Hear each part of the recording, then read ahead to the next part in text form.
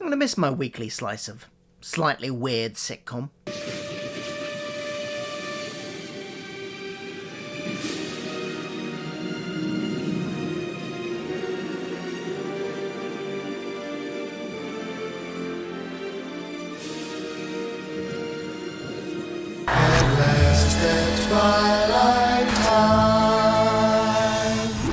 Hi, I'm Phil, welcome to my channel where I talk about all the geeky pop culture that I enjoy, including things like Doctor Who, Star Trek, comic books in general, and the MCU, which is why we've been reviewing over these last 9 weeks WandaVision here on the channel. We're here, we're at the series finale. That is indeed the title of the episode, the series finale. Very important word there, series, because Americans call, each individual year of a show, each individual group of episodes within a show, a season, whereas the whole thing is a series, whereas we in Britain call each individual season a series as well. But they don't, they call it a season. So the fact that this is called the series finale is quite definitive. There is no more WandaVision to come. I mean, we kind of suspected that anyway, I think, because these new Disney Plus shows have the feeling of being very limited series. They are there to tell one particular story that links into the whole MCU, and artificially continuing that would feel quite cheap. It's not the type of show like your Agents of S.H.I.E.L.D. or even your Netflix shows where, you just keep coming back with more and more episodes and they just keep finding more plot lines. This told the story it needed to tell, and I suspect we're going to get the same with Falcon and the Winter Soldier. That's going to have its story it wants to tell, it'll tell that, it'll end. So this is the last episode of WandaVision. Not the last we'll see of the character in the MCU, of course. She's back in the next Doctor Strange movie, Doctor Strange in the Multiverse of Madness. So we will be seeing her again and seeing the continuation of her character arc in that. There will be spoilers, so please do, if you haven't seen the episode, go away, watch it on Disney Plus, come back, and we will continue our conversation from there, because I don't want to spoil anything for you. I deliberately went off Twitter this morning so that I did not see any spoilers until I'd managed to see the episode. So I would hate for you to be spoiled too. Unless you like spoilers, in which case, go wild, carry on watching. We get straight into the MCU Style Action this episode. This episode felt the most like, in terms of tone and feel, most like one of the MCU films that we've had so far. Obviously, this is a very unique show with all of the sitcom elements that we've had and that very unique framing structure that meant it hadn't felt like the kind of same tone as you would get in an MCU movie for a lot of it. And for some people, that was a negative thing. For me, it never was. I really enjoyed the fact that we were getting something slightly different, set in the same continuity, set in that world, but giving us something different tonally. That was something that I really enjoyed right from the off of this show. I loved the first 2 episodes. And when we didn't have those sitcom elements, like the one in the middle where we got the backstory of what was going on with Sword, and then last week as well, I kind of missed it.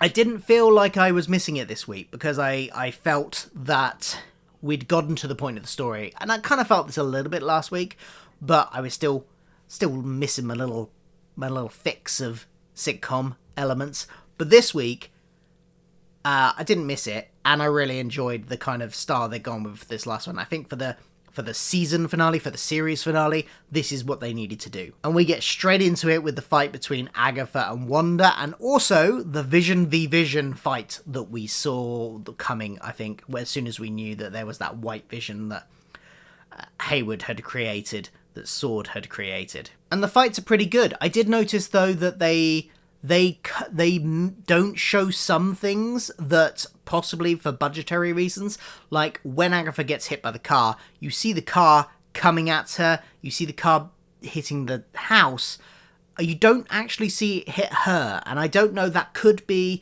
a budgetary thing or it could be a taste and decency type thing. They don't want to get it they don't want it to be too gory and too graphic because there might be a younger audience watching this, possibly. I mean, my daughter was watching it, she's 6 years old.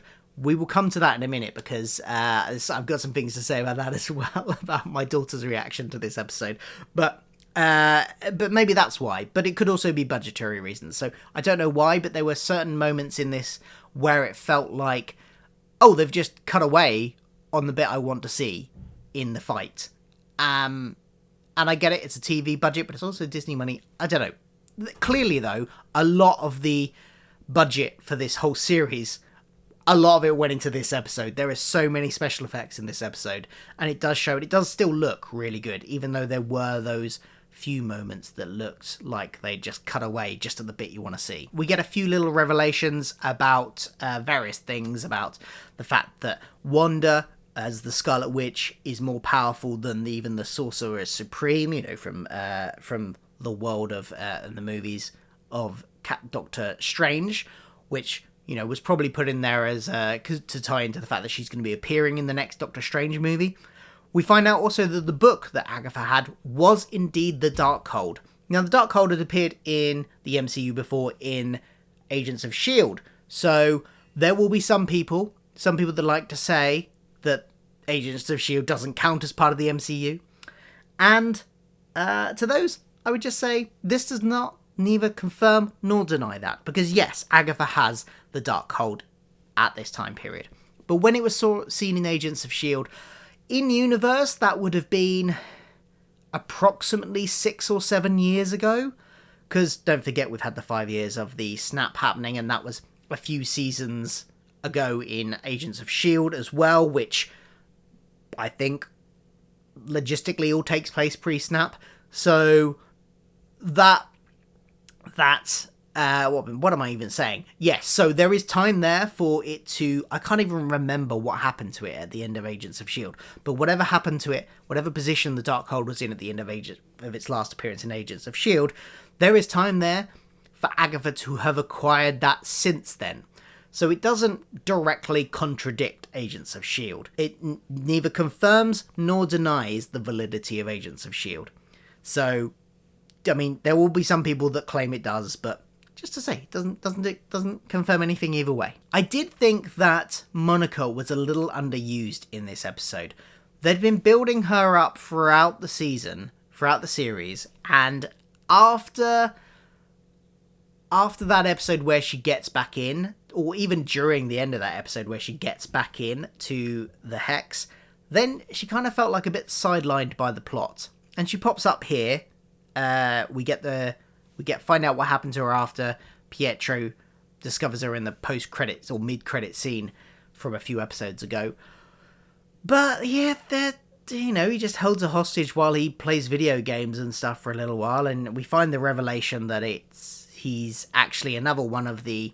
He's not really Peter or Pietro, he is some actor named Ralph, who has had the same thing done to him as the rest of the town, and that he is one of the town residents. Which disappointed me massively. I'm going to get onto my disappointments at the end, but I'm just going to flag that up now. That was a disappointment, the fact that it wasn't a Fox universe thing. So it's less a criticism about this episode particularly, but just a decision they made, and I think a tease that they didn't really fulfill on. During their fight, Agatha actually convinces Wanda to take down the barriers. Wanda has revealed... First of all, Agatha, cuts the ties, frees everybody from the mind control that Wanda has had them under, even if it has been subconsciously. And they all start saying, please, let me see my daughter, let my daughter come out of the house. You've had her locked her in her room this whole time, which is, weeks, months now? And it's just, which interestingly, it's Dottie that says that, which ties back to her first appearance in episode 2, where we had her talking about that it being for the children, which I thought was quite a nice link there.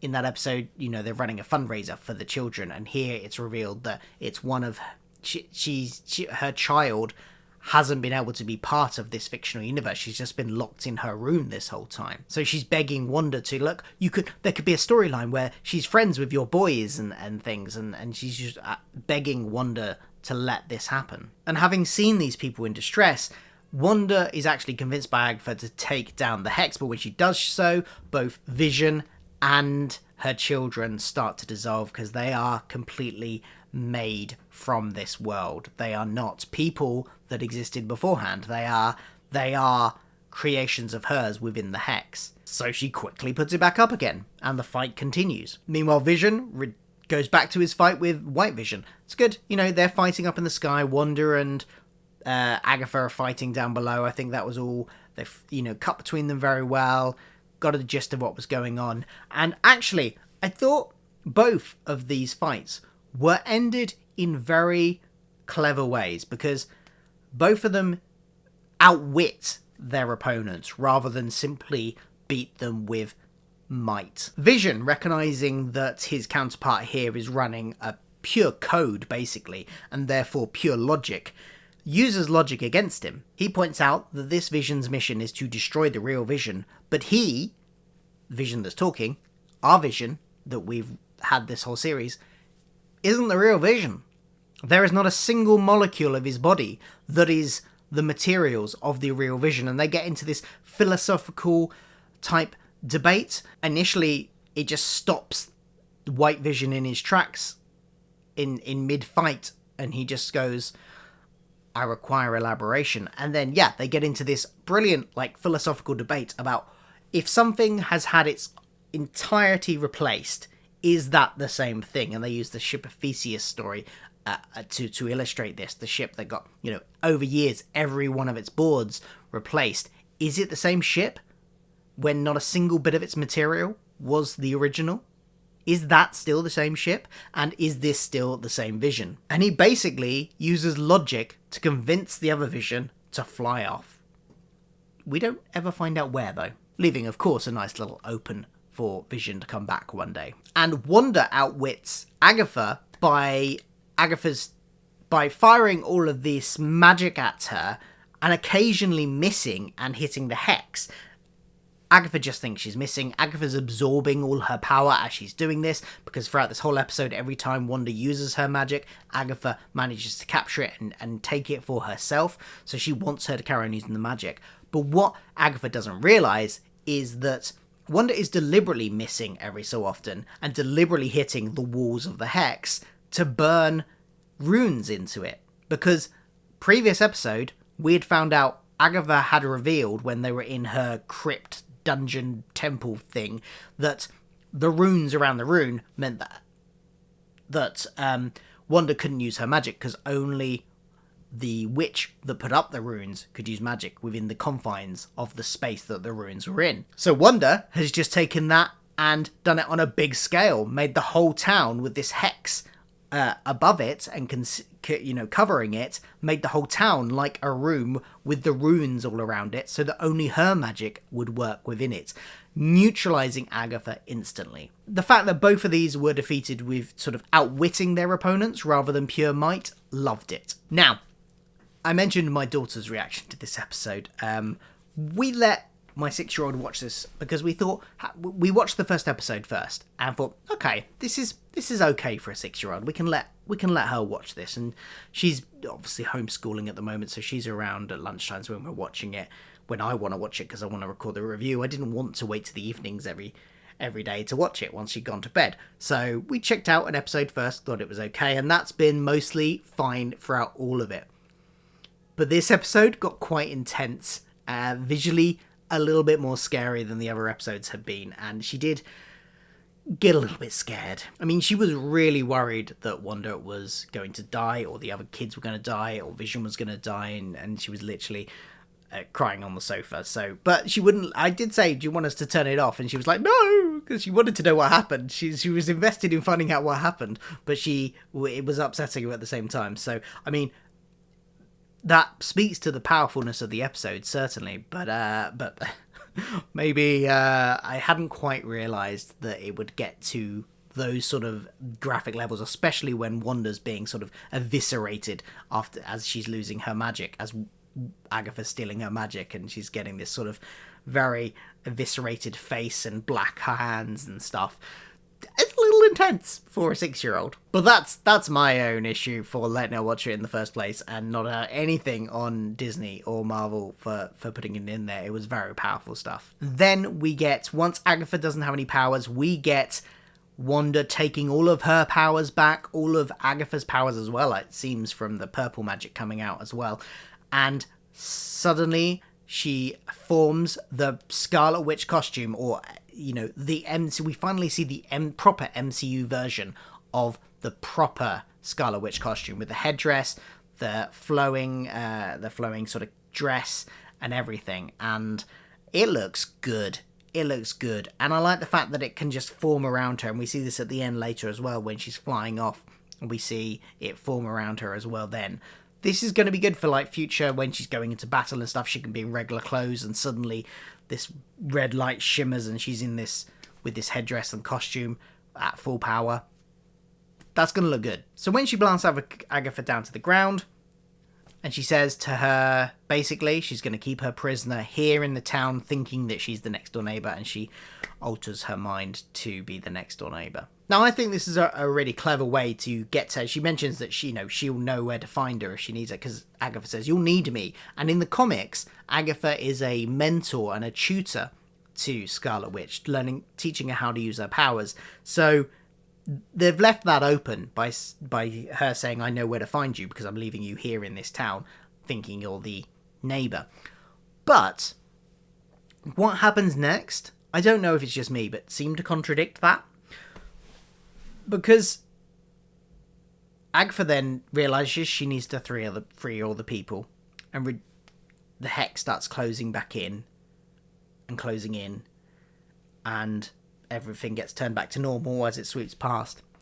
And at this point I thought, oh, okay, so she's going to have maybe it reduced to her house and the next door neighbour's house, and that will be the prison for Agatha, and also allow her to keep her children and Vision alive. But that's not what happened.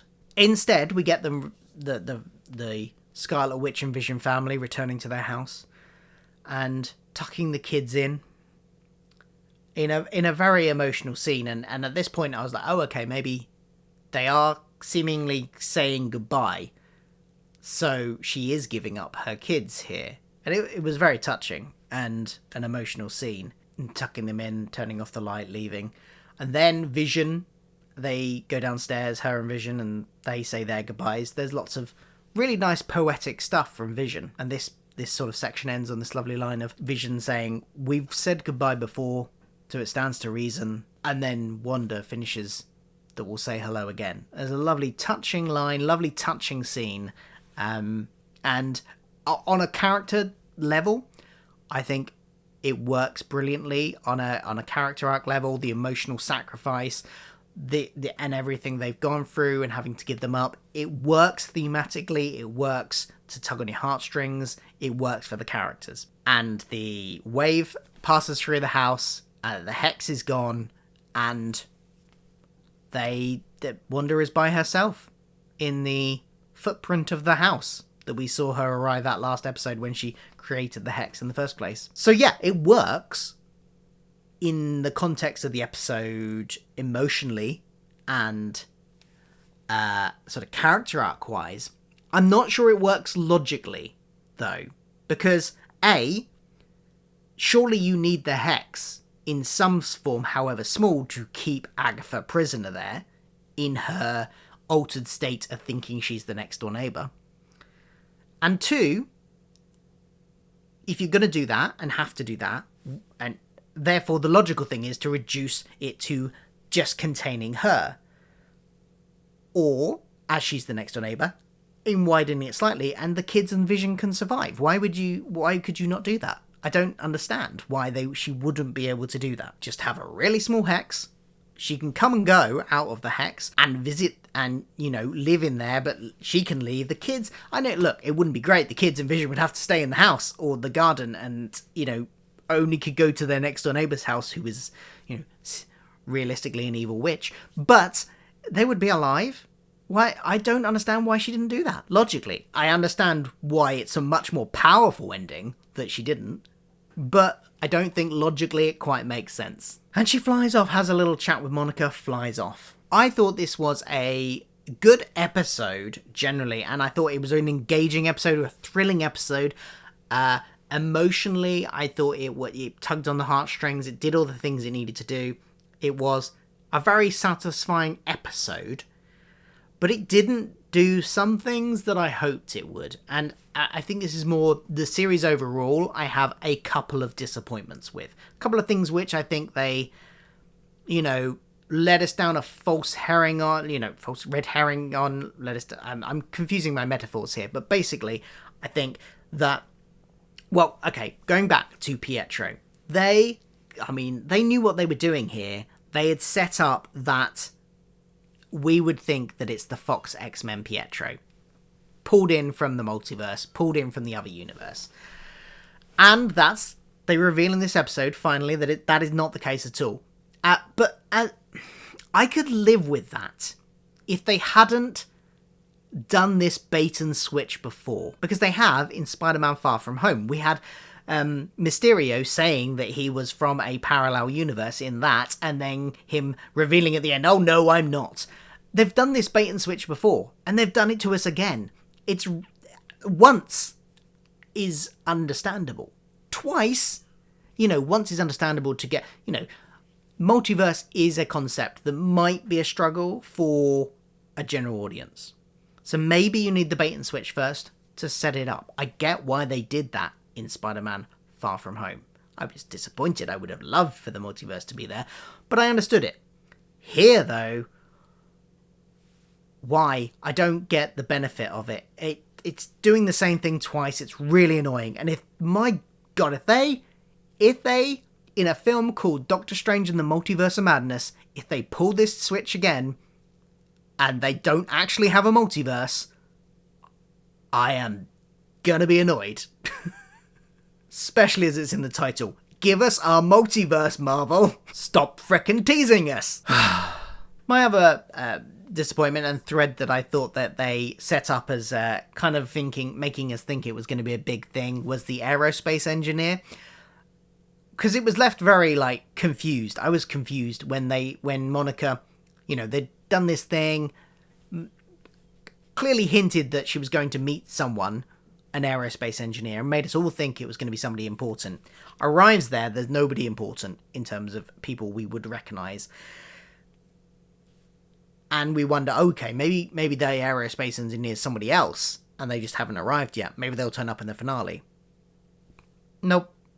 No aerospace engineer. So I guess that army woman was the aerospace engineer. I guess. We get a mid-credit scene of Monica being called into the theatre by an agent. I think an FBI agent. And revealed that this FBI agent is actually a Skrull, and that somebody, an old friend of her mum's, would like to talk to her up there. Space. This could be another Skrull, but we also know Nick Fury is on a space base based on the end of Far From Home, Spider-Man Far From Home, so I think they're talking about Nick Fury there. That's obviously going to tie into future movies as well. Or possibly Captain Marvel 2, or the Secret Invasion miniseries we're going to be getting. And then, in true Marvel style, we also get an actual that was a mid-credit scene, we get a post-credit scene as well. So if you didn't stay to the very end of the non-visual credits, just the scrolling credits, there's another one. And it's confused me a little bit. We get Wanda, possibly in Sokovia, maybe? She's somewhere, mountain ranges, somewhere remote. I'm guessing she's gone back to Sokovia. In a little hut, very remote, no one else around, middle of nowhere. She's sitting on the porch, goes back inside to the kitchen. We pan round into bedroom, I think, and there's another Wanda in Scarlet Witch. The other one's in normal clothes. In Scarlet Witch clothes, floating in the air, reading the Darkhold. Was one an illusion? Why would you need to create an illusion when you're the only one there? But also, does that mean she's split herself into two? Are there now two Wandas? Is one of them going to be the bad guy for Multiverse of Madness? Maybe. She's in the Darkhold. We know the Darkhold. The Niffy book. What's going to happen there? Theories. I should make a theory video on it, shouldn't I? But at the moment, I don't know what's going on with that. So we will probably next see Wanda in Multiverse of Madness, Doctor Strange in the Multiverse of Madness. Looking forward to seeing where her character goes next. And will we get Vision again anytime soon? White Vision is still out there somewhere. He's had his memories unlocked now. I completely didn't mention that in the review, but other Vision unlocked his memories, so he now remembers everything. Is that going to mean he's our old Vision again from the other movies? Don't know. That's what I thought of WandaVision the series finale. I enjoyed it. It was a fun, thrilling episode. Just had a little bit of disappointments with things that they left and didn't address in the series overall. And some slight logical questions about how it was resolved. But very good on an emotional level, very good on a character level, definitely. Falcon and the Winter Soldier starts in 2 weeks' time, I believe, so I will be here for reviews for that. Do subscribe if you've not already, and join me for those. I also cover Doctor Who and Star Trek and various other geeky properties on this channel, so do like and subscribe, share, all that jazz, and I will see you again soon. Thanks a lot. Bye.